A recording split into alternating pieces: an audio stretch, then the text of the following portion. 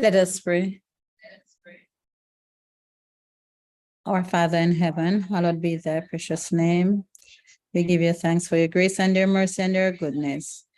As we continue, Lord, to learn more about your goodness towards us, we pray that your Holy Spirit will give us wisdom and that you'll keep these devices stable, we pray. In Jesus' holy name, amen. Are you hearing a feedback from the phone? Are you hearing any feedback? No, you're good. Okay, beautiful. Okay, let me say good evening to everyone and welcome to this evening's presentation that we are looking at sunlight, the blessing that God has given us in this wonderful, wonderful ball of fire that we see suspended in the air, that we have taken for granted. Its reason for being there. As we explore this evening, I hope we'll have a deeper appreciation for what God has done for us through this medium of light.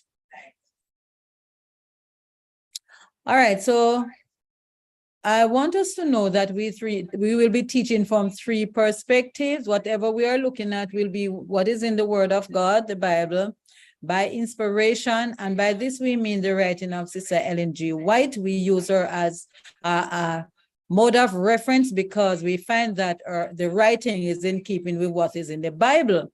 Only sometimes you'll get some expansion on some of the things that are recorded. And then we will be using good science. What we consider good science to be are those things that are written or scientific researches that were done that are in keeping with the Bible and the spirit of prophecy. Okay, why we're doing this? Because we don't want to be taking in information that will tell us that there is no God, that the world is billions and billions of years old, and all kind of contradictory factor.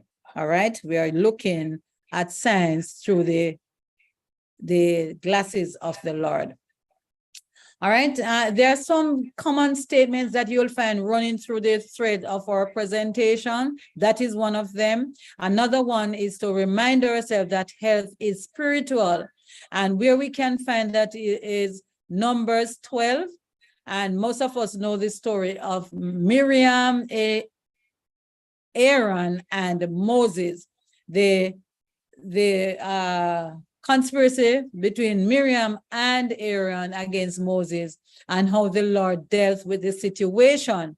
Though they had done something that was quite physical, it had a spiritual connotation, and they had to pay dearly for what was done. Well, especially Miriam, considering that she was the instigator of this. All right. Okay, so we have a reading from Signs of the Times, September 16, 1892. He said, for there are ours, we are using it for ourselves. He said, for their own sake, they should, while they have opportunity, become intelligent in regard to disease, its causes, prevention, and cure. All right, so we are told, the backdrop of this is that we are told that in the last days, there will be many sickness and disease that come upon the children of God. All right, and that there will be no other line of work except the medical missionary work. So we are advised that for our own sake, considering that is the only work that's going to be available, it is telling us that while we have the opportunity, we should become intelligent in regard to disease, the various diseases that are upon this land. And we might not know all, but there are some that are basic to humankind, and we should become familiar with these, what causes them, and how you can prevent these diseases, and what are the cures that are available. In Genesis 1, verse 3 and 16, God said, let there be light, and there was light. And God made two great lights, the greater light to rule the day, and the lesser light to rule the night. There's a wonderful quote from Steps to Christ that said, "How beautiful and enlivening is the sunlight. How it gladdens their eyes and stimulates the powers of all living creatures as it dawns upon the earth in its morning freshness. It is the very life of nature, without which everything material would fade and perish." Pardon that word. It should have been perish and not perish. All right. So how beautiful and enlivening. It is the sunlight that begins the day. It is the sun that refreshes the mind. It is the sun that tells us that a new day has arrived and it is filled with possibilities. We are told in Numbers, in Lamentation, that every morning, God's grace is renewed to us, and great is his faithfulness. So every day this is renewed. And how do you know it's a new day? It is the sunlight that will tell us. All right. This light that God has blessed us with, we are told that it is essential for the very existence of life itself. Life comes from God, and he has made a way to perpetuate this life that he has given to us. One example to tell you how things will die if they don't get sunlight is an example of a potato. If you should have, say, an Irish, and you will put it in a dark room, and there might be a little crack that might let in a ray of light. After this potato start growing, you will recognize that it start turning itself towards the light. It start trying to absorb the sunlight, and it knows that's where the source of life is coming from, so it looks to the sunlight. Wow, if only we could take a lesson from that Irish potato. Wouldn't that be great, brethren? If we think of knowing that Christ is our light, he's the one that gives life, is where we're going to grow and flourish in, and we turn to him as the flowers turn to the sun, or as the potato would turn to the ray of light, what a difference it would have made in our lives. That's a beautiful thought. And you know something, the Bible says that nature obeys God except man. So the innate thing of this earth, they know that they should turn themselves to their creator. They know that life exists according to the order that he had set it, and they live according to that rule. But man, now in every way, now we start rebelling against it. We just do our own thing. But it would have been wonderful if, as children of God, we turn to the source of our life. We are also told in the Psalm that the word of God is light to us. The word of God is light. So if we can turn to the word of God, we would get light into our lives, and it will help us to flourish like how this potato would flourish. Even though right around that potato is darkness, as long as it looks toward the light, it will start growing, and it will keep, as it keep moving to that light, it keep to get color, and it is able to develop. And one day it will just be shining big and bold even through that darkness. And, you know, I think that's why the Lord likes to use plants when he's talking to us a lot of times, because when we can identify ourselves with these kind of scenarios, it will give us an idea of our relationship with God.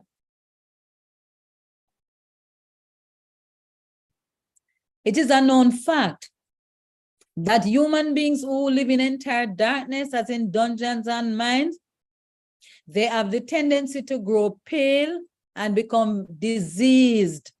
All right, so after a time, the body becomes enfeebled. And the story is told of a lady who worked in a leather factory, and for years she has been in there, down in that darkness. And she was so pale and emaciated. She started complaining of many kind of sickness, until for some reason, I think there was a collapse of the factory or something, and she came out of it. And lo and behold, this lady started changing the that was in her back and the feebleness of her. When she was out in the sunlight, it made such a difference in her life. Sick people, and this is something I want you to always remember, because as medical missionaries, you are going to be working with people. You are going to be exposed to many kinds of diseases, and you need to remember this, that sick people need to be exposed to the direct rays of the sun. Then they will begin to show color, health, and strength. Sunlight literally strengthens the human body.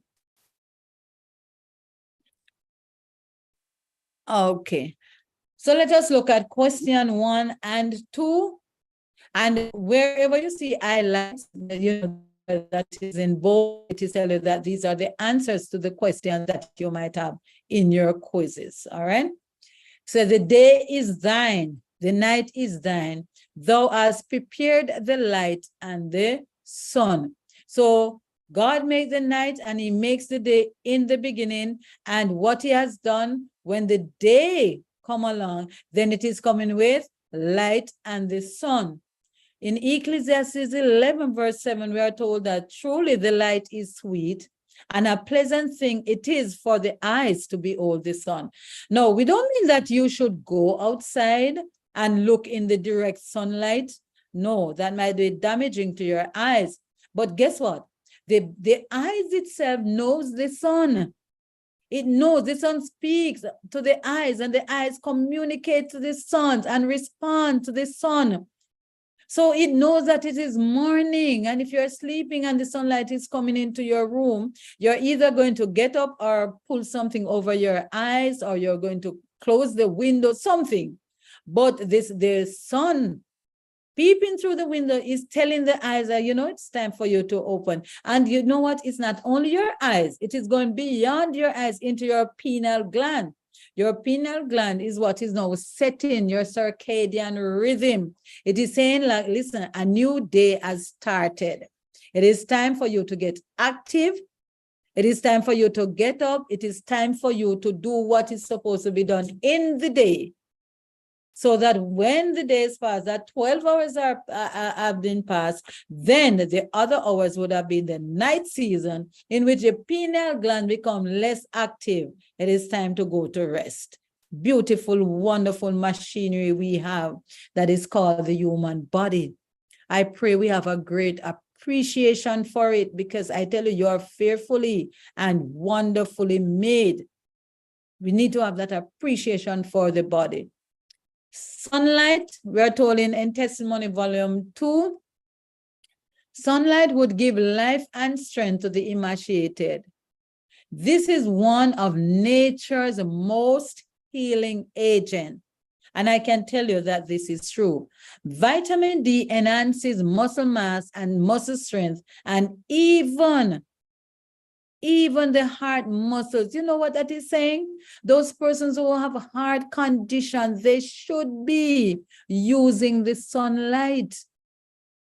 Those who have any form of atrophy, they should be in the sun, where the body is going down and becoming emaciated. The sunlight does wonders to help to peak that body, because of the vitamin D that is now being made in the system. When the vitamin D is there, then it enhances the other organs to work, because none of the organs in your body, none of them can work effectively if your vitamin D is deficient. And if it is, if you have low vitamin D level, all manner of sickness, and we are going to be looking at some of them, will come upon us. In the human body, there is a receptor for vitamin D in almost every cell of the body. See how crucial that is? And it is from this sunlight that you'll get the provitamin that will be needed. Well, vitamin D is not really a vitamin. It is a hormone. We will look more at that. But this is where now the vitamin D will become active, will be converted into the system, so that the body can work at its maximum.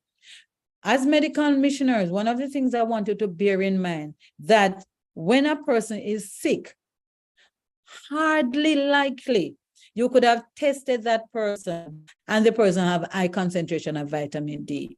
In most instances, most instances, you'll find that the vitamin D content of the body is very low. All right. So we will explore more as we go along.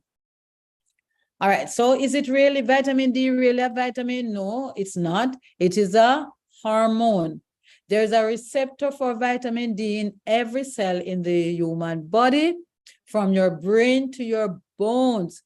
When the sun hits the skin, it converts cholesterol, which lies right under your skin, into a free hormone. So you don't get vitamin D from the sunlight directly. There's a process that goes on. And that is why cholesterol is so important for the body. Now, don't run out and go get some food assigned cholesterol. Your body does a wonderful job of providing its own cholesterol. And that lies just below the skin. So as soon as the sun hits the skin, then the body starts going into work mode. Can you imagine what would happen when we are not getting sunlight? So let's look at a little diagram here of what is happening for the production of vitamin D. So pre-vitamin D is carried to the liver. Brethren, love your liver. If you can't remember me for anything else, remember that I say love your liver. Love your liver. This is your sustainer. This is the one in your body that work assiduously. It's not your heart. It's not your kidney. It's not your stomach. It is your liver, because everything passes through your liver to ensure that you are kept alive. The amount of chemical and metabolic processes that goes on in your liver, if you ever know, you would have taken better care of it. You'd have taken better care of this little machinery, because it does over 500 functions. And without you doing anything, just sitting down, maybe reading a book or just relaxing, your liver might be carrying out over 200 functions in that relaxed mode. How much less when you're active? What a wonderful piece of machinery. Oh, I love calling the body machinery because it works so well. All right. So love your liver, and your liver doesn't like anything that's sweet. So if we have anybody on this line who has a very sweet tooth, you are literally destroying your liver. Your liver has no appreciation for it. All right. Your liver loves those things that tend to be bitter or sour. Remember that. So when you're taking in some warm lemon water in the morning, your liver say, "Oh, I love you," and the liver is just lapping that up and just preparing itself to work hard for you. All right. So bitter, sour, that's the liver's best foods. Okay. I'm just saying that in passing. So let's go back to our processing, because I love the liver so much. Once I start talking about it, I tend to go a little overboard with it. So let's go. Pre-vitamin D is carried to the liver. Yes, we are seeing it. So here is the sun. The UVB rays will pass through. All right. And it passed through the skin. Remember, we say when it goes through the skin, it is a precursor. The cholesterol lies right under the skin, and it is heading straight for your liver. And here it will undergo a process of hydrolyzation from the liver. When it is done with it, kind of convert it a little into 25 dehydroxy vitamin D. That's what it does there. It will send it down. Guess where? The liver's best friend is the kidneys. Yeah, they are best of friends.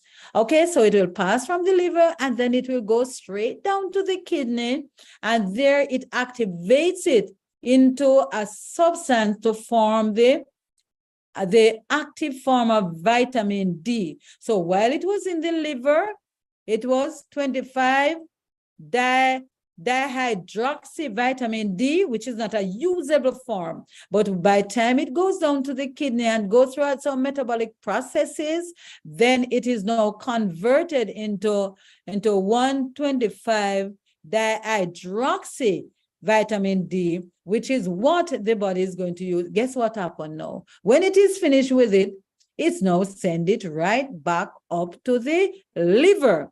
And the wonderful liver now will do its own distribution. Isn't that wonderful? Yes, really, really wonderful how the body works. Masterpiece, I tell you, masterpiece. No human being could ever come up with such a wonderful, well thought out, well organized, well proportionate system as the human body. Where one has liver problems or kidney failure, vitamin D cannot be produced in the body. Yet the body needs vitamin D to ensure that these organs will continue. So it is imperative that a person with either liver problem or kidney problem to be taking an active form of vitamin D. And that's D3, the best one to take. What course shall I take to best preserve my health? Many have inquired of me, what course shall I take to best preserve my health? My answer is, cease to transgress the laws of your being. Anybody know the laws of your being, what they are? Cease to gratify a depraved appetite. Stop taking things into your body because your mouth is telling you that it wants it. Take things into your body that will help to build and sustain you. Do not let anything pass your lips that will be an enemy to your health. Okay? So cease to transgress the laws of your being. Cease to gratify a depraved appetite. Eat simple food. Eat food as near to nature as you possibly can get. We have tampered with our food so bad that by the time we turn them into what our mouth demands, then it's no longer food. And the poor body doesn't even know what to do with it. It does not know how to digest it, how to assimilate it, how to distribute the nutrients from it, because just as how you cannot call the big words that are on the food packages, many of which we will eat, that's the same thing with your body. The brain, it doesn't know what to do because it cannot register as legally, quote unquote, food. Okay, so eat simple. When you're eating and you see these heap of condiments that man had put together and give it to you, the only place that enjoys these condiments and spices and over processed food is just the mouth, nowhere else. And most time we sacrifice health just for the satisfaction of our mouth. Dress healthfully, which will require modest simplicity.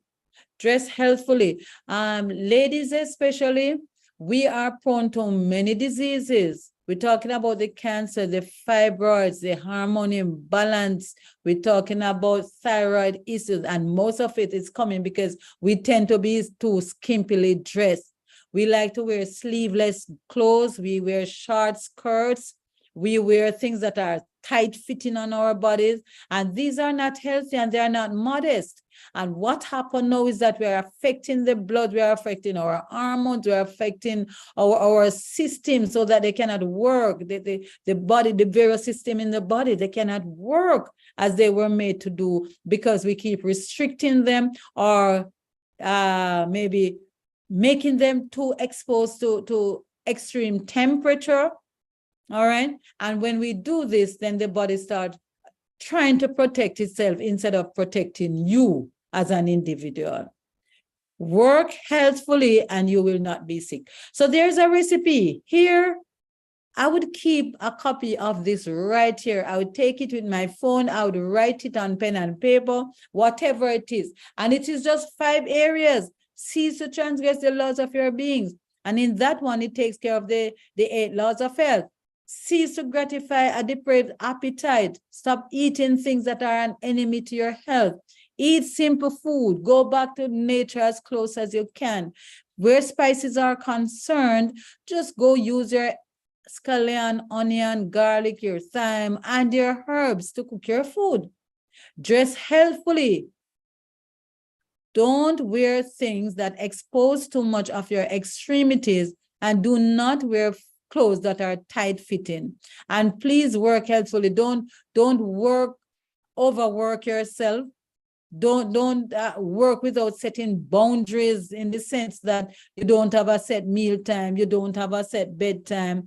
You're not controlled. You just do anything at your own will. This will not promote the best of health.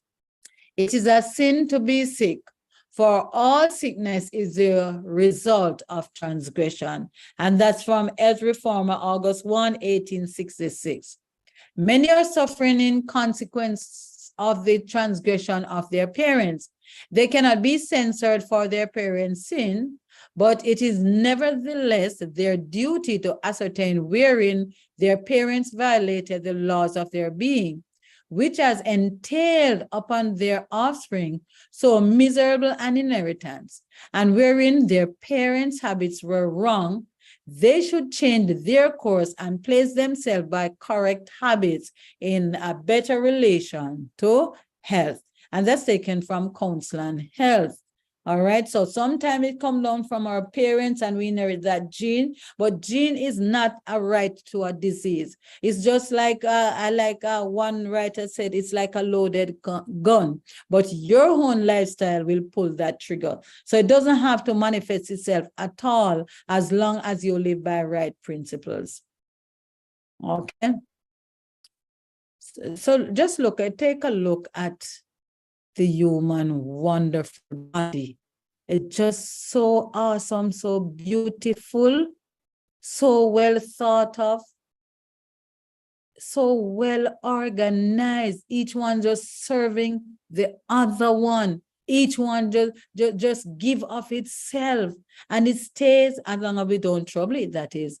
It stays where God had put it so that it can be of the best good for the function that it has to do.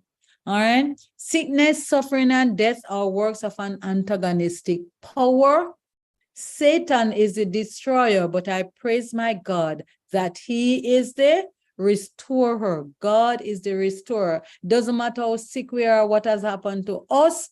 If we believe and start working and living by the principles that your God has outlined, he can restore you to health. No, it doesn't matter what a doctor said, there's no hope. He does not have the last word. He does not. Your final word is going to come from your God. If he said, listen, I'm going to put you to sleep, then you said, to God be the glory. And if he said that, no, you're going to stay awake until I come, you said, to you be all the power and glory. You know, but it is not man who can determine whether or not you will be restored to health. And God has put things around, put things into our being. Do you know that the human body, as long as something is wrong with it, it will always be striving to make itself well. Once something is amiss, going out of the symbiotic relation that God has made for it to function in, as long as the ease of reference that it was made to give, and this dis-ease coming, then the body is not going to say, listen, we cannot work like this. I am not getting well. And it start giving out symptoms, to say, listen, this is short, this need attention. And it is talking to you.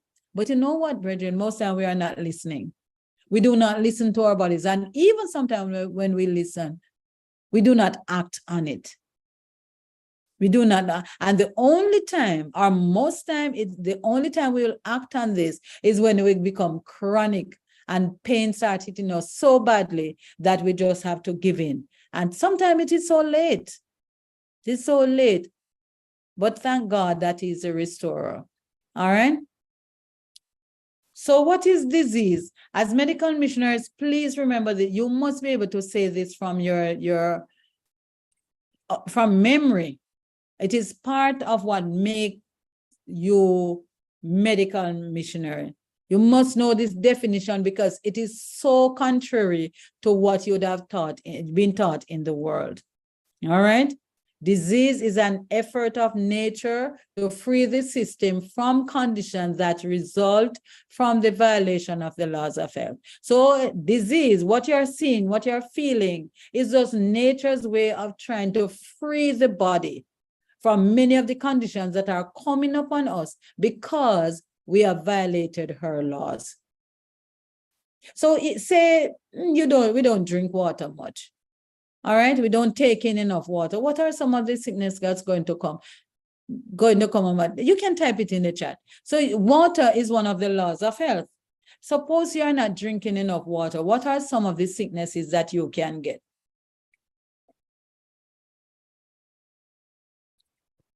And by extension, I need to say also, I am yet to see a disease that has come upon man that cannot be taken care of in the 8 laws of health. I don't know one, but if anyone, no one can say, yes, this one. I don't know. All the lifestyle diseases that I know, they are in violation of the 8 laws of health. All right. So let me see some of the disease that we can say can come upon us out of disobedience in the laws of health, water, use of water. So we can become dehydrated. Okay, we can have high blood pressure that can happen to us. We can have migraine. We can have kidney diseases. We can have constipation, right? There are many things that come. And guess what? No, when you go and you hear that you have, say, UTI, you know what you're going to get from it? Get from your doctor for your UTI, you're going to get some medication to take care of that. When you get diabetes, you're going to get some medication to take care of that, right? You're going to, your high blood pressure, your kidney disease, you're going to get medication. What's the medication for? Can any drug cure your disease? Your migraine. You know, sometimes you might be having a migraine situation, and you take 2 pills for this migraine. And immediately as you take the pill, your headache just stops. And you say, man, these pills are really good. As I take them, then my headache is gone. You know, it's not the pill that stop the headache, because those pills have not yet broken down in your system so that it can start working. It was just because you had the water. It's not the medication. It is the water that you had taken with the medication. All right, let's go to question 4. Vitamin D is a steroid hormone that stimulates the vitamin D receptors that is in the nucleus of cells that regulate what we now know to be at least 2,000 human genes in a wide variety of tissues, all of which helps to maintain normal body physiology. Okay, so it works as a steroid hormone, and you know, steroid, they stimulate the body to work. And here it is that you might be having pains because of lack of vitamin D. And one lady today in consultation, the lady said to me that, you know, when she had this chronic pain, the doctors gave her a steroid injection. Okay. Nobody will stop to say, well, your vitamin D level might be low. Let me take care of that. That's a cause.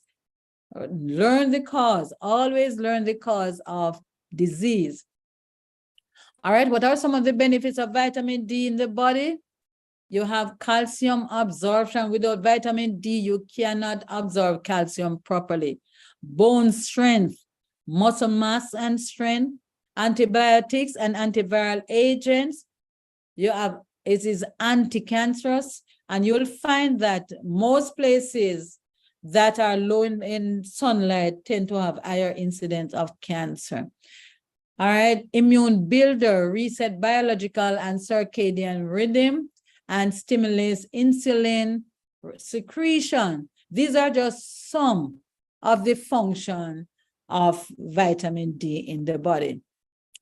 What happened when you are vitamin D deficient?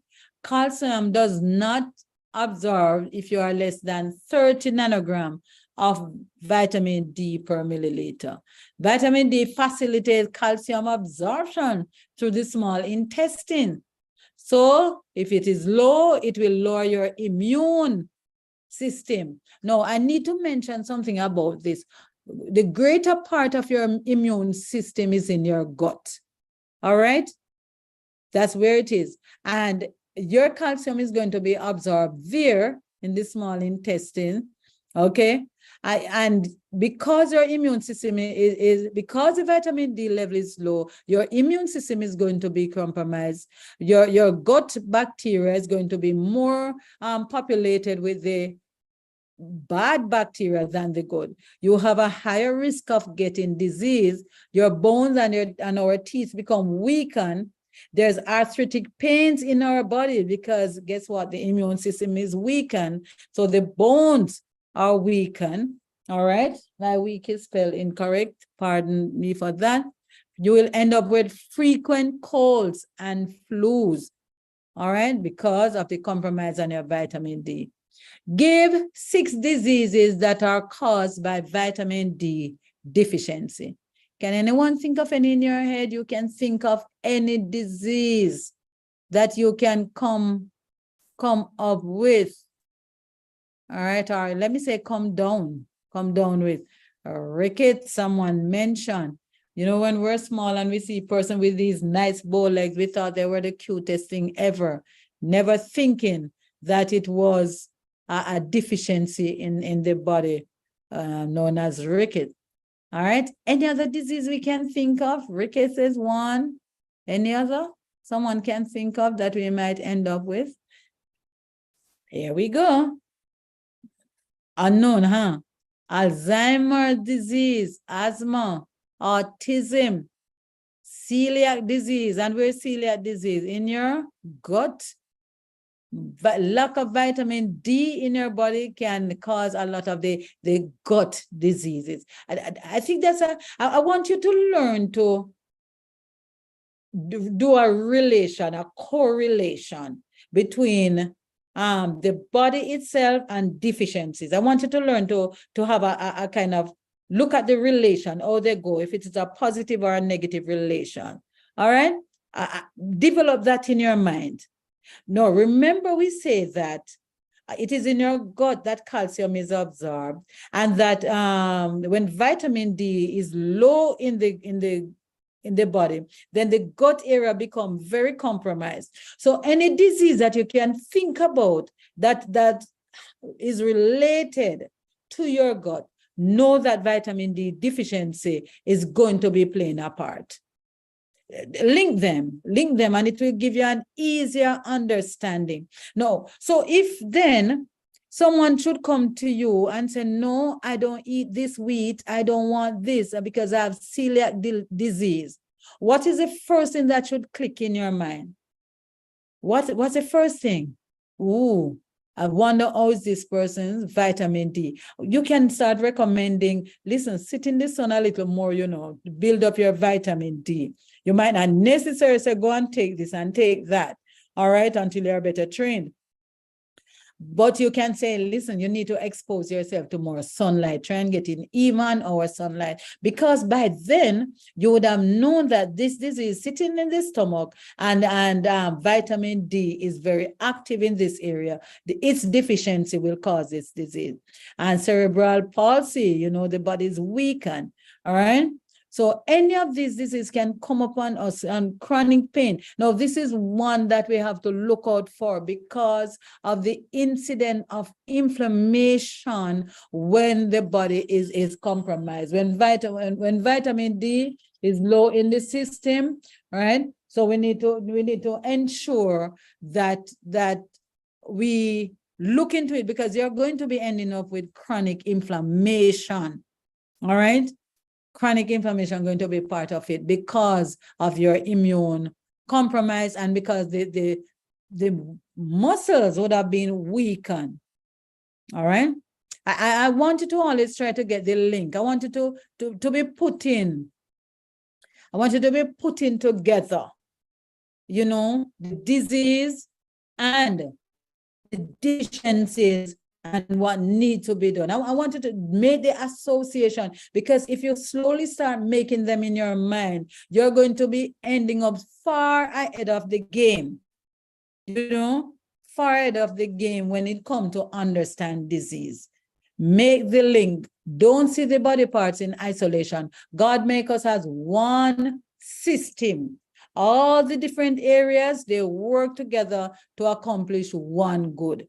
All right. And we need to see them as such and work them out as such.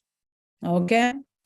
Now for us, there are two good brands of vitamin D that we use, and we have found them so very effective. They say if it's not broken, don't change it. We use one that's called Nature's Answer. Maybe somewhere along the line, I have a picture of it online. I'll show you.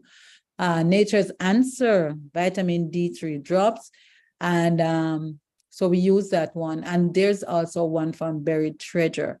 Those are the two ones that we use a great deal of, and we have found them to be so very helpful in many of the lifestyle diseases that persons might have.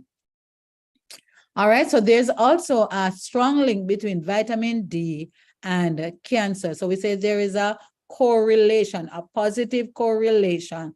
You're a medical missionary now, so you're going to, you know, use a little of the medical jargons. All right, so there's a positive correlation between vitamin D and cancer. This has been scientifically proven. Researchers from the Moores Cancer Center at the University of California, San Diego, estimated that by increasing vitamin D3 levels, particularly in countries north of the equator, 250,000 cases of colorectal cancer and 350 cases of breast cancer could be prevented worldwide. Okay? So that was something that they had discovered, and that was so long ago when the sun wasn't even as hot as now, or the climate has not been tampered with so badly. That makes preventing about 600,000 cases of cancer each year in the US alone. The researchers also concluded that increasing the intake of vitamin D3 throughout the world could easily prevent diseases that would otherwise claim close to 1 million lives each year. Okay, vitamin D3, because you might not be exposed to the sunlight as much as you should. Now, for us in the Caribbean, we will say, well, I'm getting sunlight because the sun is out there every day. But most times the sun is out there, but we are in here.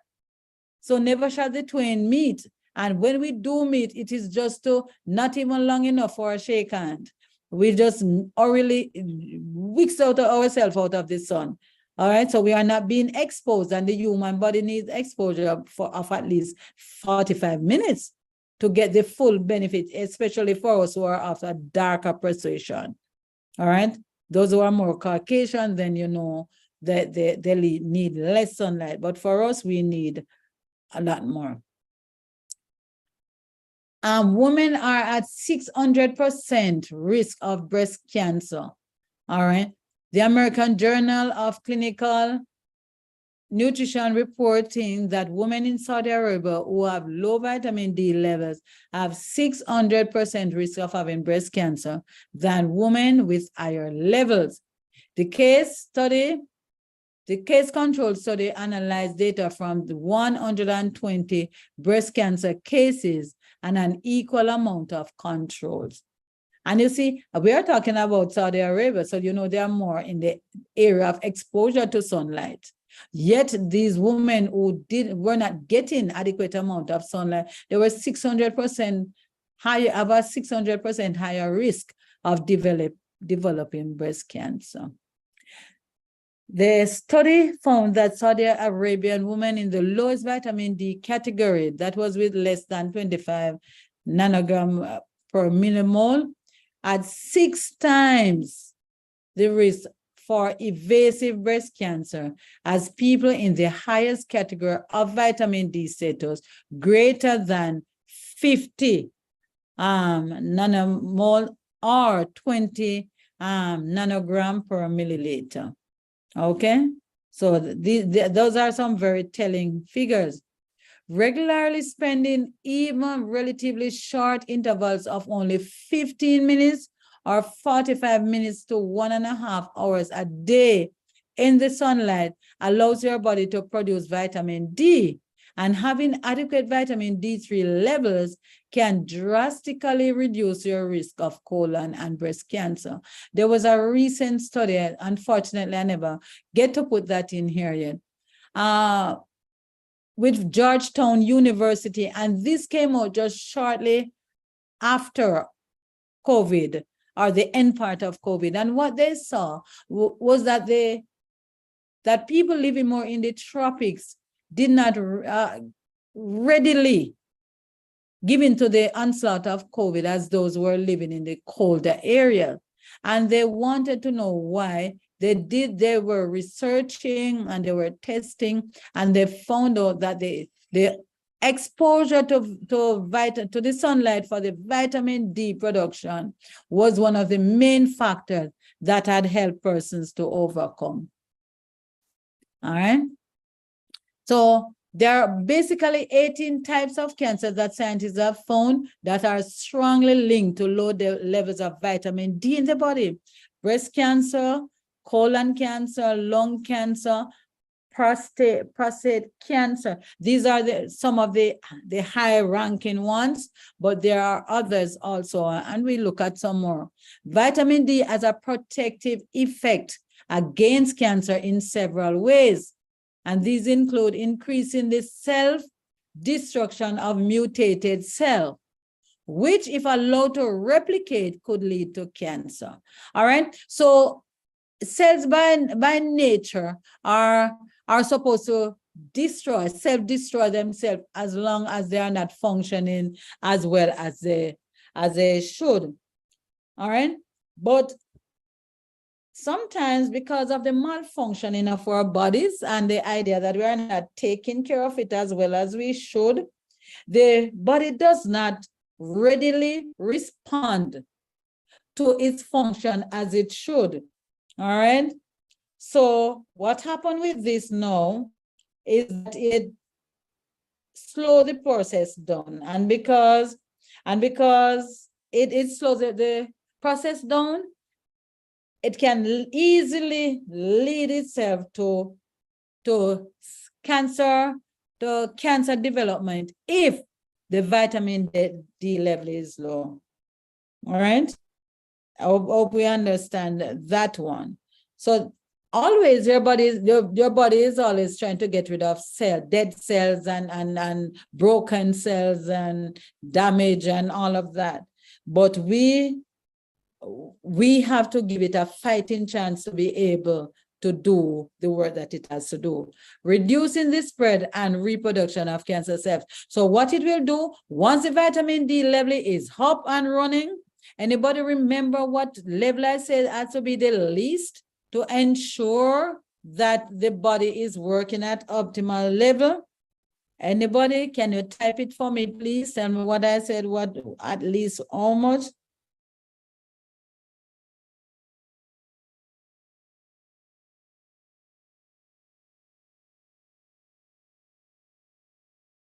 I want to see if we know 30. All right, I will work with your 30. It has to be over 30, but ideally when you up to like 50, then you know you're on your way. All right, when you go up to 50 and something, then you know you're on your way. And if you're taking the supplement itself, you can overdose on it. So you don't want to be saying, all right, oh, they say I should take 5, just let me take 15. We can give 15 sometimes if the person is chronic and based on what is happening. All right. So that's important to remember. Okay. All right, so let me look at it again. Let's go.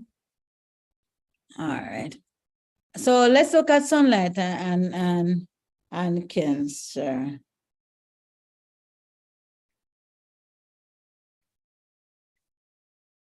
Okay. No, vitamin D, right, is excellent for helping our bodies to do what we call cells differentiation. Okay. Now, cells differentiation is excellent, right? Because this is where the cells differentiate themselves to go specific place in your body to do the work that is needed based on the organ that's needed, that needs it. Okay, that's beautiful. That's what your body was made to do. All right. Cells from cancer now, they often lack differentiation. So it's the same kind of cells that multiply itself as it is. Okay, and it tends to do the same thing at the same spot and increase until it can't hold, then it starts spreading the same kind of cells. So that is why now you'll hear that persons have blood cancer and persons have breast cancer, colon cancer, because the same cell just spread itself within the same area, right? And tend to overrun the body. All right. I want us to remember the cell death, the sudden cell death. I didn't put the word in there. Apoptosis. Want you to remember that this is what it's talking about, where the cell will naturally die, have a natural tendency to kill itself, right? Okay. Sun exposure do not give skin cancer. I want us to remember that off the bat. Sun exposure do not give skin cancer. Sunburn could increase the risk, all right, of less serious skin cancer, which is called a basal cell carcinoma, and is not melanoma. Melanoma is a serious kind of skin cancer, and normally it is not because of sunburn. All right. Melanoma tend to come more because of lack of vitamin D in the system. And those persons more in the Scandinavian countries, they are more likely to get melanoma than the basal cell carcinoma, all right? Omega-3 fats help to prevent cancer, skin cancer. And where do we get these? Your flaxseed, your walnuts, your chia seeds. These are excellent sources, and they will dramatically cut down your risk of skin cancer. If you're exposed to sunlight and you want to protect yourself, then like in the morning, sometimes you can blend your flaxseed, chia seed, and eat up your walnut, and this will help you dramatically. Okay. One cancer research found omega-6 fats, that is like vegetable oils, corn oils, soy, canola. Canola we should never have in our system, safflower, and sunflower oil stimulate the development and progression of a range of human cancers. And this includes the same serious one we are talking about, melanoma, while omega-3 fats will tend to inhibit it. So omega-3 fats will try to prevent you from getting cancer, while the omega-6 fats will tend to overflow the body. So on your evaluation form, which you will get when you have graduated and you're certified as a medical missionary, then you will be exposed to the lifestyle assessment form. And from there, you will see that you're saying to persons, what oil do you use? Do you use vegetable oil? Why would you want to ask that? It is for reasons like these. Okay? So you see, as you go along, you're learning the things, they are opening to you, and you want now to make them very applicable to how you're going to help yourself and also help others.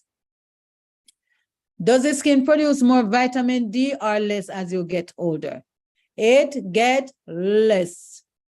The older we get, the less vitamin D, so therefore the longer we need to stay in the sun. The elderly are at high risk for vitamin D deficient by as much as 75% by the age of 70 years. Persons over 70 years absorb only about 25% of the sunlight they are exposed to. Oh, what a tragedy. All right. So you have to be very vigilant about it. Take some supplement and try to get a little more exposure than would have been normal as we get older. All right. Who are at risk for vitamin D deficiency? The elderly, our young children, and the chronically ill and the malnourished, as they are institutionalized. They should be outside under the trees, laying on the ground in beds in the garden, because that's where the doctors are. Outside, fresh air, sunlight, free oxygen. And you will find that these persons will get better quicker than if you had locked them up inside of a room where sunlight might be limited, fresh air is limited. All right. It is so much more to expose those who are sick to sunlight. Florence Nightingale in 1863 wrote of the benefits to patients who were near windows in hospital and got sunlight. It was found that patients who occupy well-lighted rooms recovered quicker and better than those occupying rooms which were destitute of sunlight. All right? So even in the sick room, sunlight should be penetrating the room.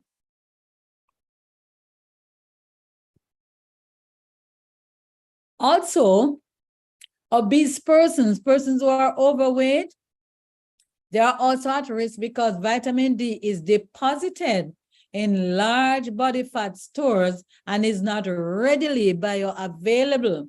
What is that saying? When persons are fat, because the vitamin D is a fat-soluble vitamin, it's going to sit in the large fat stores in the body, and it is not readily available now to be used by the body. So obesity is not a good thing. If you're overweight, please take off the extra pounds. Persons who are dark skinned also are at a risk because the high level of melanin requires 3 to 6 times more sun exposure to get the same amount of production of vitamin D. All right? So we who tend to be on the darker side, we need a lot more. You know, their literature tend to say that you need to go in the sun between 7 and 9. And that literature was basically written for the Caucasian people, not for us, because the early morning sun does not easily penetrate our skin like the more warmer sunlight.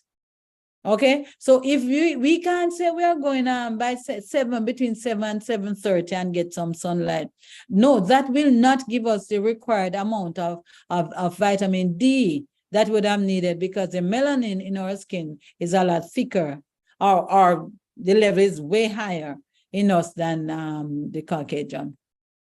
There are certain kind of medications that persons use also that will prevent their bodies from absorbing vitamin D, such as those for the dilantin is one of those steroids, and the anticonvulsant medications that we use. These interferes with the physiology of vitamin D.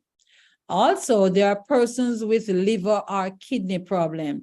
These persons are at risk of low vitamin D because of the fact that the kidney and the liver cannot do the function for which they were made. Over 1 million people die every year from lack of sun exposure. It is a pandemic that involves both adults and children. We have moved indoor and spend very little time outdoors. Now, when I was a child, we go in the Caribbean. One of the things that you used to do, especially during the summer, was that you spend almost your entire day on the outside. You know, you're always outside. Your friends are there with you. We climb trees. We play marbles. We play bat and ball. We sit outside in the sun and we learn to make trucks using the box ring boxes. We would make, you'd use the bottle stopper as wheels. We learned to make use coconut bows to catch lizards. We would, you know, there's so many things, so many activities that we're doing on the outside during our young days. But no, our children play football with their fingers. They have a device sitting in front of them, and only thing that move is just the fingers to play the football. They are glued to television set. They are on their tablets, on their phones, and outdoor become like a curse. When they go outside, it's like it's a strange place. They want to hurry back inside. No, for us, punishment was go to your room, because in your room, there was nothing. You're missing all the excitement on the outside. No, our children, you can punish them by saying, go to your room, because everything is in the room anyway. So it's no punishment. You can send them there. All right. So we have moved from outdoors. And as we move indoors, then the sicknesses and disease, they just move in with us. And they take residence with us inside. It said men have an increased risk of heart attack by 2.42% more, based on the fact that they are vitamin D deficient. Women have an increased risk of 253% increase of colon cancer. All right. 253. All right. Where do we get our vitamin D? All right. Now, remember these sentences. As medical missionary, I mentioned one already. One of them say, what is disease? Disease is an effort of nature that frees the system from conditions that result from the violation of the laws of health. That is something you need to know. Another one you're going to know is the curse causeless shall not come. And that's taken from Proverbs 26, verse 2. Or if you read Ministry of Healing, page 199, it said, disease never comes without a cause. Now, why is it that we try to treat disease without going to the cause? They never come without a cause. So what we try to teach, is get to causes, go deep down, find the cause, and then the symptom. So it's like you having the headache and you take the pill to get rid of that symptom. What is the cause of your headache? That's what your mind, as a medical missionary, that's where your mind go in immediately. What is causing this headache? Someone come and say, my foot is hurting me. Oh, put some of this on it, put some of that on it. No, ask, what could possibly be causing this person's foot to hurt? Did you hit it on something? Right? Are you wearing tight shoes? Is your skirt too short? So therefore circulation is hindered. And you start asking questions. What is your diet like? Because sometimes we are taking things on our diet that is causing too much inflammation. So go to the cause. Stop giving Band-Aid treatment. We have been getting that all our lives, because when we go to our doctors, most time we get the Band-Aids to cover our sicknesses. You have a pain, here's a pill. All right? But we need to go now into causes. Medical missionary think causes. You don't think of surface thing to cover this thing that's happening. All right. For the glory. So sickness and disease come from one of three reasons. For the glory of God. Yes. Because we are a violation of the natural laws, the laws of health. Yeah. Or because of violation of spiritual laws. No, so let's look at the three of them. For the first one, for the glory of God, can anyone tell of anywhere in the Bible that you see that a person had a disease for the glory of God? You can type it in the chat. All right? Anywhere you can think of that a person got sick because it was for the glory of God. Is there someone, did someone get it right? Naaman, the little boy that was born here, and the blind man, yes, beautiful, and Job, beautiful. You guys are getting it. That's right. So we'll use typically Job's situation, right? So that is one was for the glory of God. And sometimes that's the reason why a person gets sick. When God is glorified, you get better.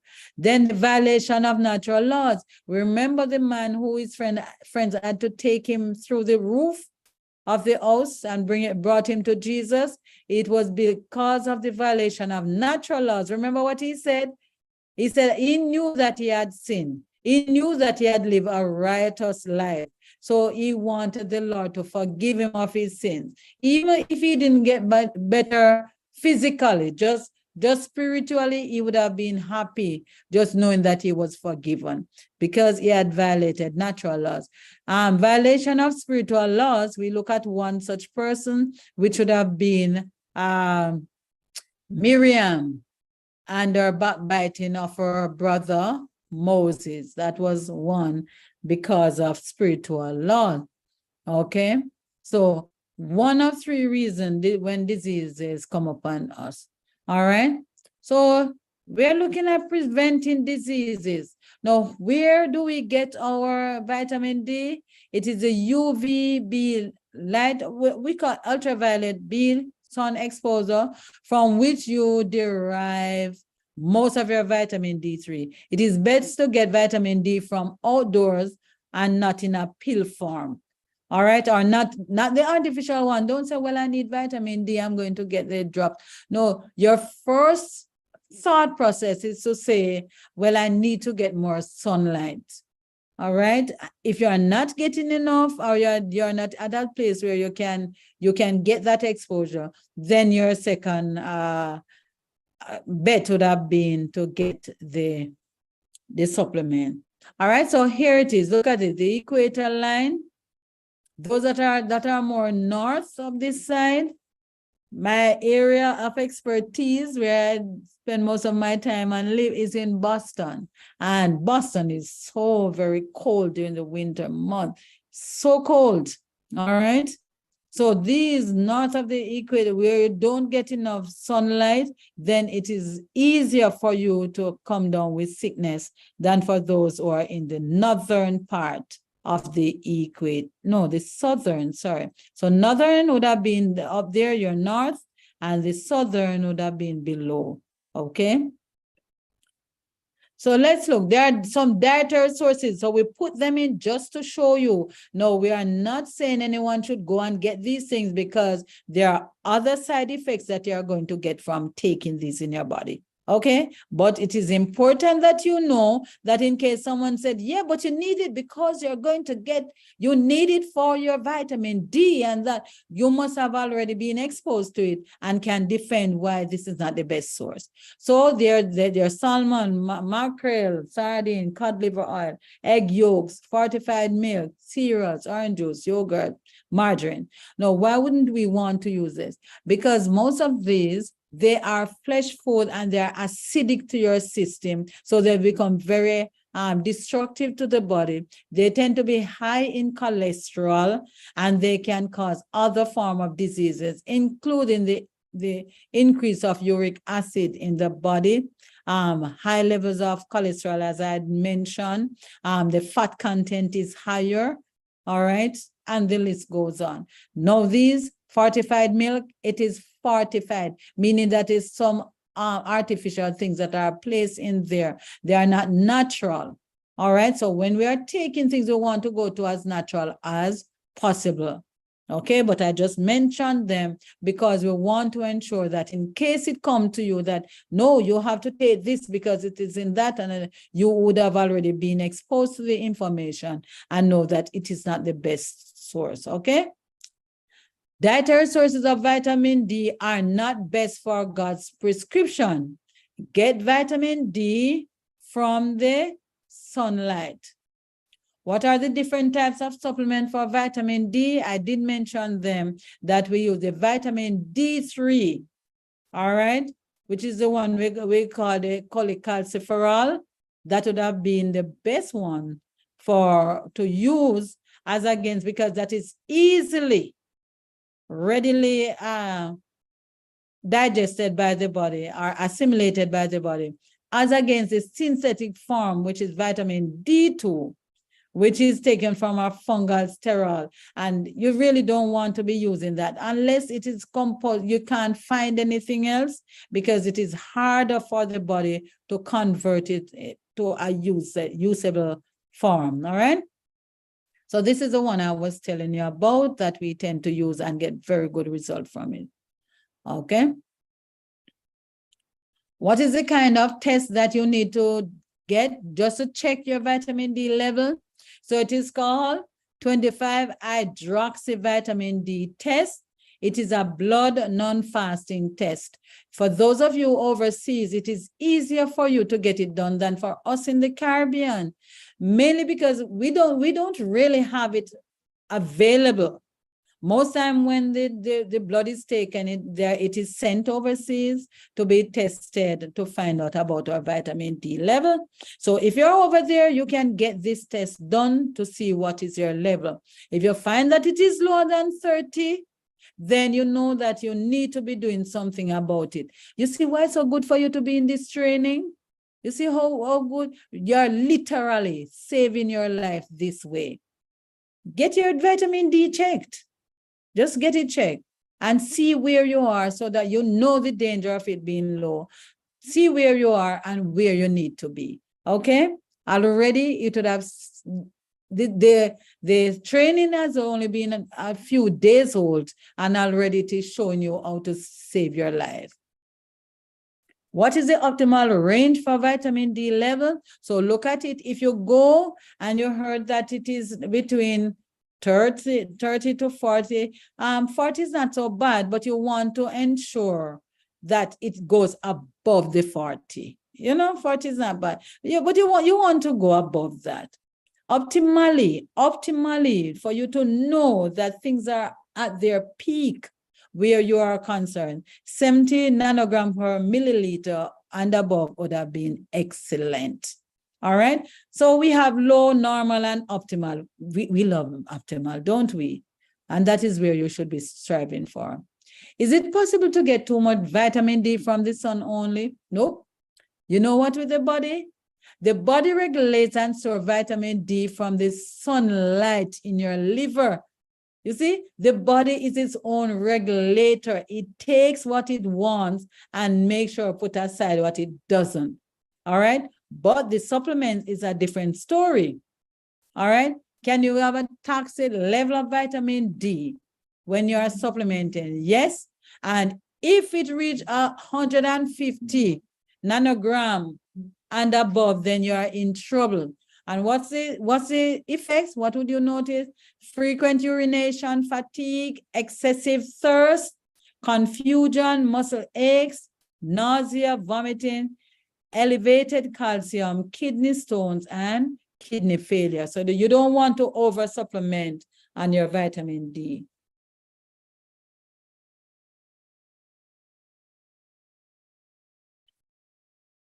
All right, so how much exposure do you really need?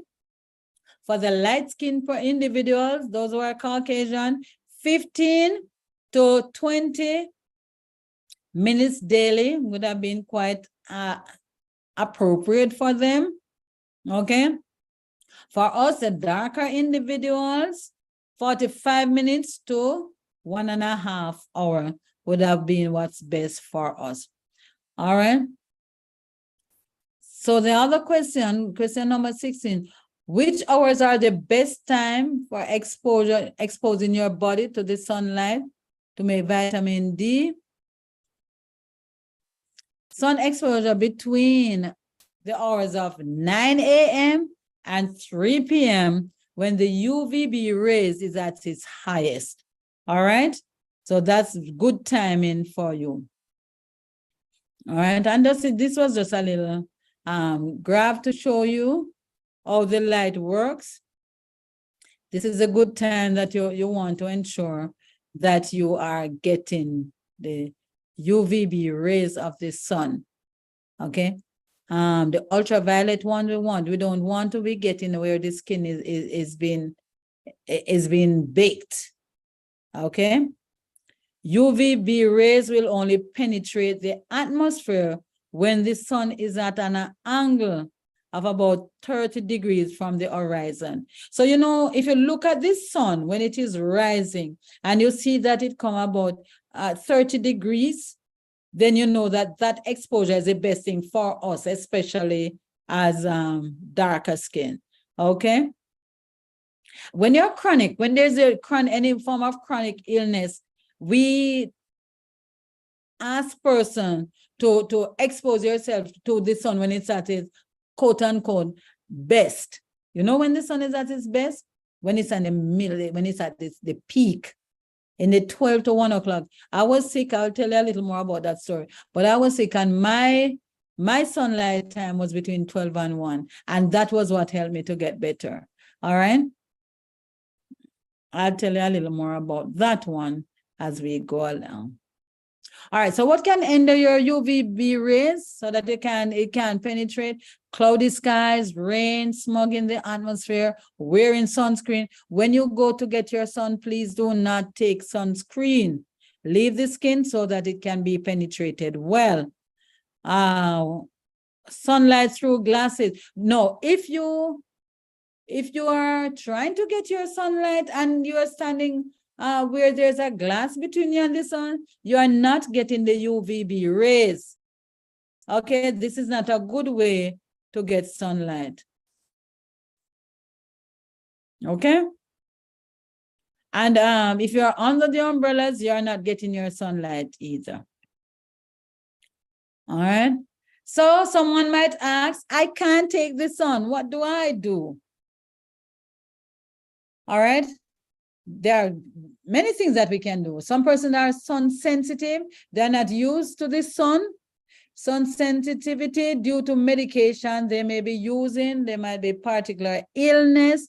They might have vitamin D deficiency. Do you know when you have vitamin D deficiency, it prevents you from appreciating the sun? All right. So what's our recommendation? Be exposed to sunlight gradually. Supplement initially to build up your vital levels so you can eventually tolerate the sunlight. So if you can't take the sun because of whatever reason, then go slowly and use your supplement until you can develop a tolerance for it. All right. Let everything be done in moderation. Please avoid sunburn. Don't hear that little is good, so much must be much better, and do your overexposure. Don't do that. Go slowly. All right. So how do we prevent sunburn? When out in the sun, it is best to protect your head, your face, all right, your body, by wearing long sleeve. All right, if you can get your long sleeve clothing, then that's excellent, especially cotton. One would be cooler under a shady tree, so the long clothing acts like a shady tree. Wear a hat to protect the head. Drink lots of water to be hydrated to avoid sunburn. Go on a low-fat, plant-based diet. All right, you can have a better appreciation for the sunlight that way. The sun is hot. How can I keep cool? How to keep cool? Let's do this. Dressing against the heat. Protect the skin from the direct rays of the sun with loose cotton clothing that fully covers the arms and the legs. You know, we are in the Caribbean, and when we get cold, when we get hot, you know what we do? We wear less clothes. All right, because we say we are hot, not understanding the thermodynamics of the body. In countries where the weather is very hot, clothing is loose fitting, covering the body well, and breathable fabric can keep the body cool, right? Okay, so don't wear tight-fitting clothes when the sun is hot. You need something that's cool. Your cotton is a very good bet. You wear breathable materials such as your cotton, your wool, silk, linen, bamboo. Choose light colors that reflect the heat and thus keep the body cool. Okay, light colors. The darker the color, the more absorbing will be the heat. Do not use polyester and nylon, as these will burn you out and absorb more heat.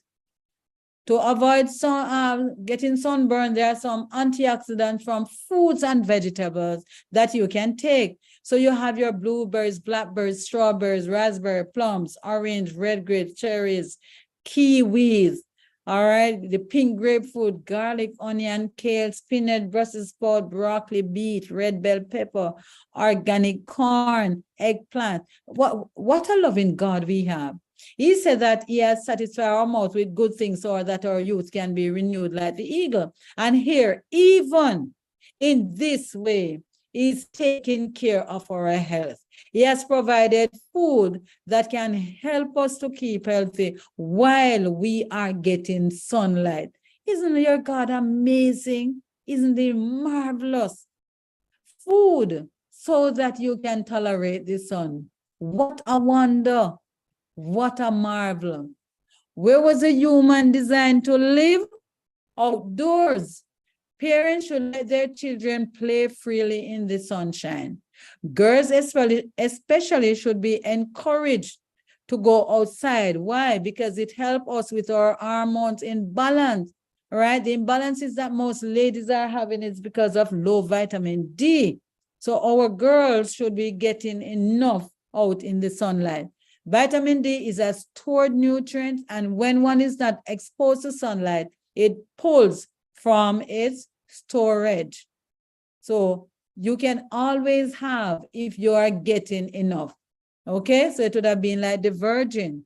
You carry, you have your lamp in your oil in your lamp, and you also have some backup so that when the one that is in the lamp burn out, you still have some to put in. And that is what vitamin D is like in the body. What is a possible daily dose you need to take to increase your vitamin D? All right. For your D2, it is 6,000 international unit daily. And for D3, it is 3,000 IU daily. All right. And this is just a daily dose. But based on condition, you can increase. And we do increase that. A 3-year-old child who weighs 25 pounds will require how much vitamin D3 supplements per day? And this is a little formula that we would have used to determine how much. So if the child is 25 pounds, you multiply by 35 units per pound, all right? And 875 international unit would be the required amount for this child. Okay. And this is just a little rough chart that we would have used for showing you how we go about this. And that's for maintenance. But as I said, we can't use it in every situation. It's going to be situational for us to determine that. Preeclampsia is a deadly condition that can cause both the baby and mother to die.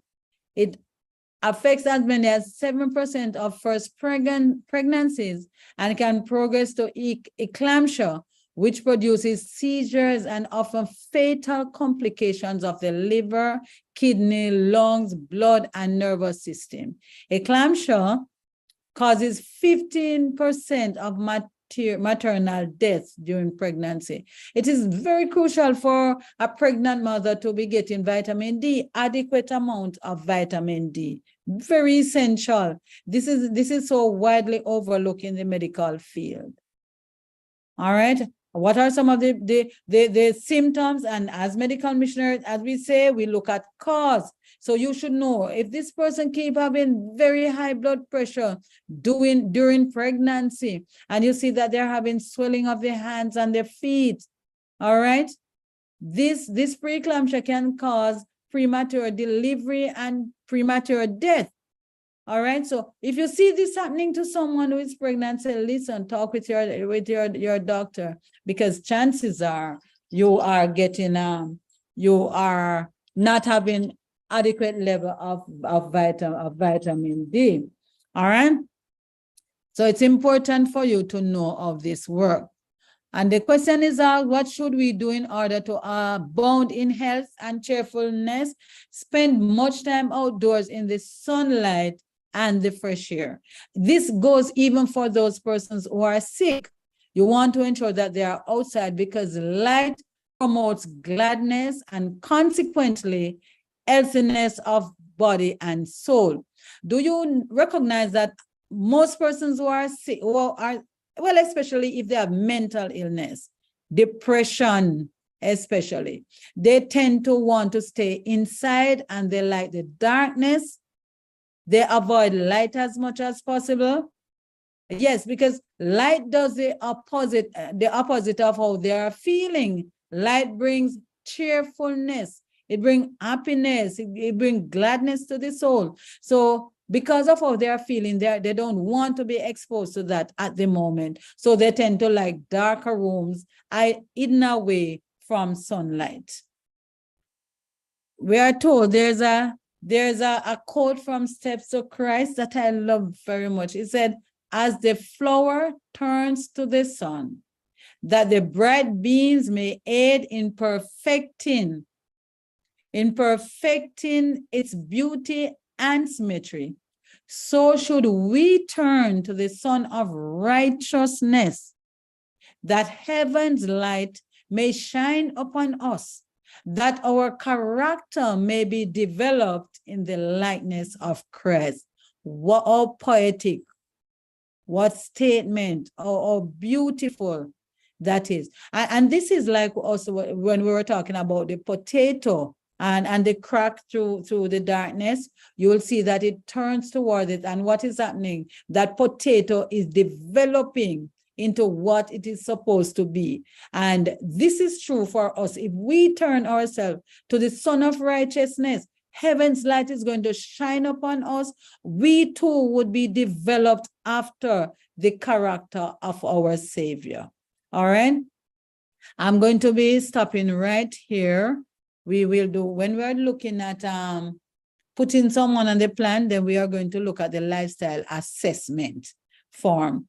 All right, so we are not going to be taking on that right about now. So we are going to stop here, and this is our conclusion on sunlight. So let me tell you a little story about myself and my love relationship with this sun.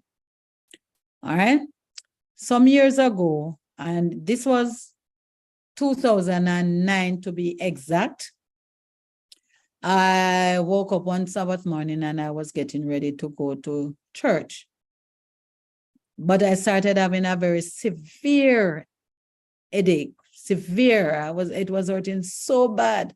You know, I decided, you know what? Let me go lie down a little until it passed. Because I'm not used to having headaches. I'm not used to getting sick. So it was something strange to me. I went, I lied down for a while. I was there, and that head started hurting even worse. This blinding headache came on. And by the end of the evening, I was literally sick, how much I was hurting.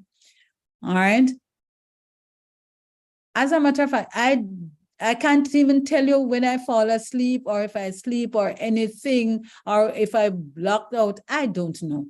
One thing I do know, that it was early morning and I got up to go to the restroom, the bathroom. And when I stood up, I fell down. I could not walk. I could not walk. I was crippled. And I had to call out for help.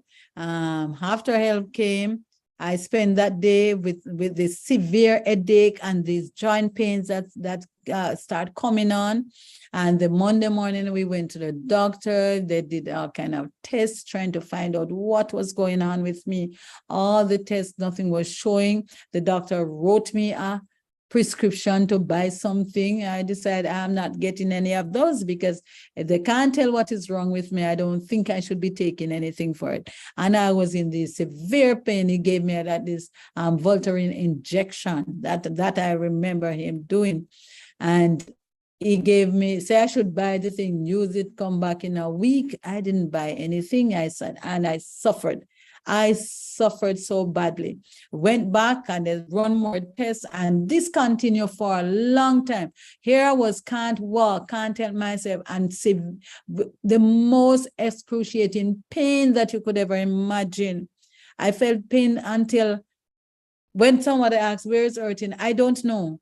I don't know, because I was just walking pain. Well, I can't walk really, but all my body was just in pain. I can't lift my legs. I can't move any at all. And there was nothing. Every time we keep going back to the doctor, they keep running these tests and they keep running, and it just was not happening. Anyway, I remember him saying, Joan, we are going to run another set of tests on you. And if this come back negative, well, so they run the tests and the results came back negative. And I remember he sat across from me and he looked at the thing and he looked at me and then he said, well, and he shrugged his shoulder. I said, what does that mean? He said, there's nothing else we can do. We have done it all, and there's nothing to show what's happening, why your body is shutting down. And he shrugged his shoulder again. I said, so you're sending me home? What are you sending me home for? And he just looked so helpless. I felt bad for him. I said, are you sending me home to die? He didn't say anything. I said, okay. I asked him to take me. And we went home. When we arrived at home, I told him to just leave me in the car a while. And I decided to pray. So my first line of conversation was with the enemy of souls. You have an enemy that seeks to destroy you at all times. Want to destroy. So I said, listen, Satan, I am a child of God. I am his child. I am going to live like he said I'm supposed to live. And if he feels like taking my life, then that is his prerogative, not yours. All right? But I will praise him, and there's nothing you can do to let me not praise my God. So might as well you take your hands off me. Might as well you leave me alone. All right? Then I said, no, Lord, I really, really don't understand. I don't understand. I'm supposed to be your child. I'm supposed to be doing all the things that please you. I thought I was a good Christian. What am I doing wrong? Why am I so sick? You said that you have created me for your glory, and there's no way I can bring you glory like this. I'm the person who talk health. I can't bring you any glory like this. So if you're going to put me to sleep, that's fine. You have created me, and you can put me back to sleep. That's fine with me. But just prepare my soul so that when you come, I can be with you. I really want to spend eternity with you. So just prepare me so that I can go to sleep. But Lord, if you're not going to put me to sleep, then please send someone to help me, because I can't help myself. I don't know what I'm doing wrong. So you have to let someone come and show me where I'm going wrong so that I can make the necessary adjustment. I pray that, remember, that's the Monday. The Tuesday morning, one of my friends came and touched me and said, she came to my room. She said, Joan, there's a gentleman that's walking over there, the football field. We have a field that was near to our house then. And he was visiting from overseas, and he would exercise on the football field. And while when he's finished, he would normally talk health, do some health presentation to the other persons who walk the field. You see why the health message is so crucial, why you need to be medical missionaries? He was a medical missionary, and he spent the time now to talk to persons after he was finished with the health message. No, with the exercise program. And guess what? Everybody drew near to listen to him because he was talking health, and they were exercising, so they were interested in health. And that's why it's so important that as children of God, you become medical missionaries. So I went there for 3 days. They took me there, like those the friends who had to carry their friend to see Jesus. Yes. So they took me there and I listened to him for 3 days. Even though I'd asked the Lord for help, I was not in any haste to get it from just any source. I want to know that the source of my healing was coming straight from God and not from some mystical person or anything like that. So I bear my suffering and ask to go to and just wait. I listened keenly to what he was saying. I recognized that his words were matching up with the spirit of prophecy and with the Bible. So I said, yeah, it sounds right. So on the 4th day, I said to him, listen, I want to be your success story. He asked, what's wrong with you? I said, I don't know. I'm just dying. And at first, it was a little taken aback to see how casually I said it. I know I was dying, so what you're going to do? Kick and rail and ball? No, you just accept what's going on. So he said, really? He said, yeah, the doctors cannot find what's wrong with me. So he asked about my sedimentation rate, what it was like. I tested it. It was 49. No, it's supposed to be between 0 and 20. And I was all the way at 49, meaning that my body was chronically inflamed and that really and truly I was on my way out. I said, okay, let's do the consultation. So we did the consult. And he said to me, oh, I know what's wrong with you. You do? Yeah, I know. I was so excited. No, even if this man could not help me, just the fact that he said he knew what was wrong with me was help enough. All right, at least I would know what's going on. He said, you know what's wrong? You lack sunlight. I tell you, Virgin, I was most annoyed. My happiness turned to annoyance. I was so annoyed with him. I said, listen to me, you leave your cold overseas. He was from Georgia at the time, and come to Jamaica and tell me, a Jamaican woman, that I lack sunlight. That doesn't make any sense. I don't have to ask for sun. No, my body can't work, I can't walk, I can't move, I can't do anything. But my mouth was very much engaged. So I said, that doesn't make any sense. I said, Joan, let's look at your lifestyle. Where you work? I was working at the airport at the time. So I said, I work at the airport. Said, okay. What time you go to work? About 6:30. Okay, so you go to work before the sun really come out. All right. Yeah, okay. All right. What time do you leave work? About 5 o'clock. All right. So you leave when the sun is actually going down or almost gone down. So, okay. Where do you have lunch? Do you go out in the day to get lunch or something? No. I have a nice, beautiful AC office and I carry my own lunch because I don't eat the things. I'm saying it with attitude, Virgin.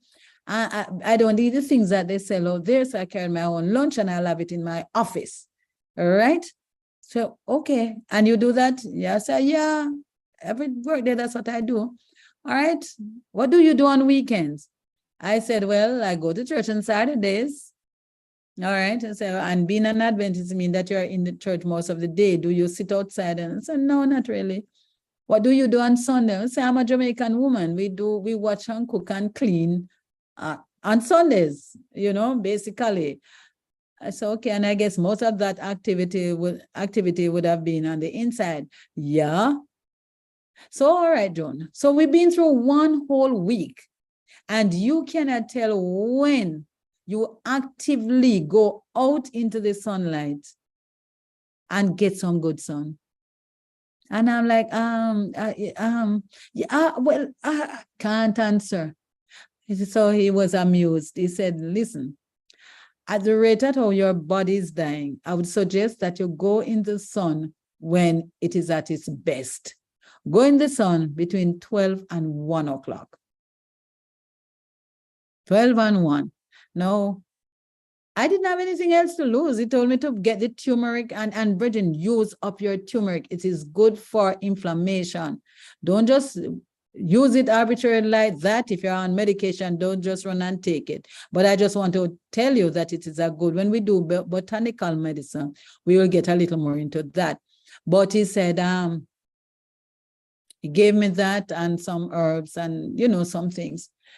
And I started sitting in the sunlight. I asked them to put me in the sun, and I said, listen, don't take me out back. Just let me sit. At least I must get that 1 hour. And they'll put me in the sun. And Virgin, if you ever see my clothes at the end of that, wet, so badly wet, this inflammation that was sitting inside of me is like just sweating it out. And the perspiration would just run freely. They have to wipe my face. They have to give me the water constantly. And something that happened? Within the space of 1 week, I could take up my own water bottle and drink my water myself, because before that, I could not use my hands. That was such an accomplishment that I was amazed. And the anticlimax to this story is that within 2 weeks, I was up and about again, just like that. Just like that. No dramatic anything, no anything with all of the drama that took place. In 2 weeks, I was able to go, walk out myself, sit in the sunlight. I was running around like a filly. Run to, I can move, I can do. My body was a little sore still because it has been in such a state of stagnancy for so long, but I could move. I got better in no time and never got sick again. You understand? Why? Because God has blessed us with this beautiful, nice ball of fire sitting in the sky, given to us by our Creator to help to relieve this inflammation that's gathering in our bodies, and to give us the vitamin D to ensure that your organs will work well. What was going on with me? The vitamin D was so low that the organs were not getting one of the main ingredients that you need to ensure that they can work properly. Do you understand? It was Brother James Luke. He is in Antigua now, but he was in Jamaica at the time. And Brother Luke was the one that the Lord sent. And up to today, we are best of friends. You understand? God wants us to be healthy. He had put mechanism in place. And if there are those on this line who are sick, if you become obedient to him, but you know something, one of the things that happened to us is that we tend to shortchange the Lord at all times. We want to do the things that are best for us and not necessarily what's the best thing for the human body. All right. As a matter of fact, I challenged him.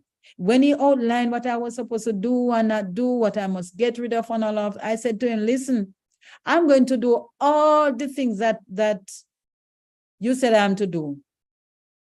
And if anything go wrong, you don't need to come back to me and say, Joan, did you do this or you didn't do that? No, I will follow them to a T. So anybody is wrong, is that means you. Because I'm going to follow them. And so say, so done. I did everything exactly. I had a set meal time. We set up a meal time. This is the time that I will have my meals. I went on the 2-meal plan. That was 2009, That was the time I went on 2 meals plan. And up to today, I'm on the same 2-meal plan. And I eat at the same time that I used to eat from back then. So you don't play around with the laws of health. There's a set bedtime. Sometimes I don't get it too right sometimes, right? But my bedtime stuck in my mind is that I must be in bed by 9:30. Unless something come up and, I have to deal with it. But 9:30 is the cutoff time. That is a bedtime to go to bed and sleep so that the body can get the time to heal itself. All right? The juices and those things that I used to indulge in, no, I don't drink juices. I leave out all of those who don't take God fruits and then turn them into liquid and go drink them. They don't digest as well as when you have them as food. So I cut out drinking these juices and I drink water instead and eat the fruits instead of drinking them. All right. So these were some of the changes. And there were exercise. Exercise become very crucial, right? So the laws of health, I put them into practice. I get that sunlight was something else, but I recognize that I needed it to be well. And I've been practicing the same kind of lifestyle. I'm not saying I'm perfect at it. I try there are days when I can't get to do all the things that I should, but I'm very conscious of it. very conscious of it. And when I fail at it, no, I know that, well, I need to get back and do this. You understand? But many times we will do this. We say, I'm trying, I'm doing that. You have a sickness, you come and someone say, listen, you need to get rid of this. You still indulge a little, and you keep skimping around instead of taking on the thing head on. And then you don't get the kind of reward or result that you would have liked. And you said, but the thing didn't work. And that's not a fair thing to say, because you did not give it a fair chance. You understand? If you want healing, I wanted healing. I wanted to be made whole. I wanted to be back with the full force of health and strength that God has blessed me with. He promised me 70 years and I didn't fulfill them yet. You understand? They are not fulfilled. And even though I like the idea of being well, being alive and in the best of health. So I stick to these things. I'm saying that to say to us that health is a gift that God has promised to all of us. And we can, it can be accomplished in us. We can achieve it, but it calls for a life of obedience. If we become disobedient, then we are going to reap the penalty or the consequences. If we are obedient, then we reap the reward. All right. I pray that this information was helpful to you, that you will have a greater appreciation for sunlight, and that you will see it as a blessing from God and use it as much as possible to his honor and to his glory.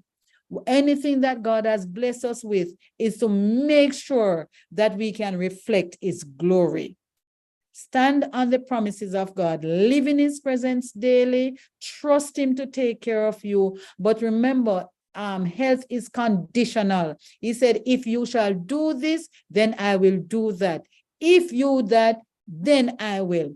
All right. So it's a two-side. Each have their own part to do. God will fulfill his part if you allow him by doing your part.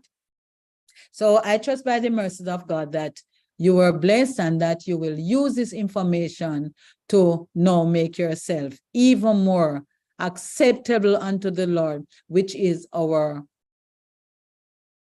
reasonable service. God bless you and thank you very much.